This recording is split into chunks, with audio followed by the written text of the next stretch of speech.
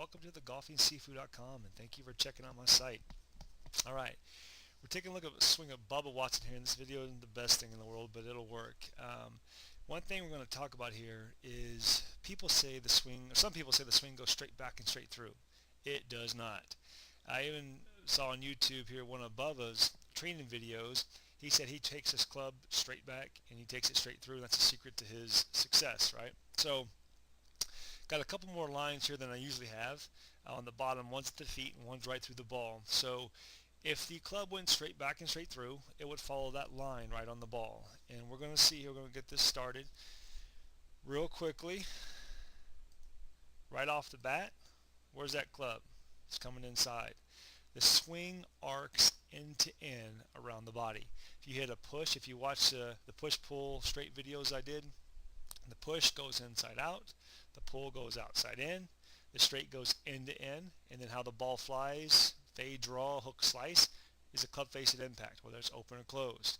So just like everybody else that I have on here, Ryan Moore, Miguel Angel Jimenez, Jim Furyk, Keegan Bradley, Paula Kramer, they all do something unique with their bodies and their heads. So Bubba's swing looks unorthodox. He said he's never had lessons before. Doesn't change the fact that he follows the 4 fundamentals of the golf swing. So as he continues back, you'll see that club is where? On the bottom line, right in the swing plane. Continues up. This is where it gets unique for him. People talk about his club face being closed. It was going back. Head starts to compress, goes forward. His hands are up on the top of that line. Again, no different than Jim Furyk. No different than Ryan Moore. They're all in different little spots, but you know, his spine angle's right on. His head is compressed already quite a bit. Watch as he comes through now. Talk about, there's one guy out there on the internet that talks about this vertical swing. I said, this a vertical swing, and he takes this thing, it's like, you know, swinging in front of your face basically, but the swing doesn't operate that way. It just cannot. So watch when this swing comes down. His head's compressed even more. Hands and the club are right down through there, and that club even gets to the bottom line on that swing plane. So now we talked about fundamental number 1. The club's coming either on the bottom line or in the middle, depends on each individual swing. His body's rotating. You can see that left heel is coming off the ground because he's a left-hander. So that head's, look how far that head is dropped. Obviously that changes, the spine angle is pretty close, but you can see how his body's kind of compressed in there. But now the club gets back to that straight line. There's a small window there where the club's actually going straight. So we talked about the square. Same thing with the putter. Right, well, that's why we work on the putting board. You're not arcing the short putting stroke from 3-4 feet, but as the putt gets longer, the stroke starts to arc around the body. Now watch when he hits the ball.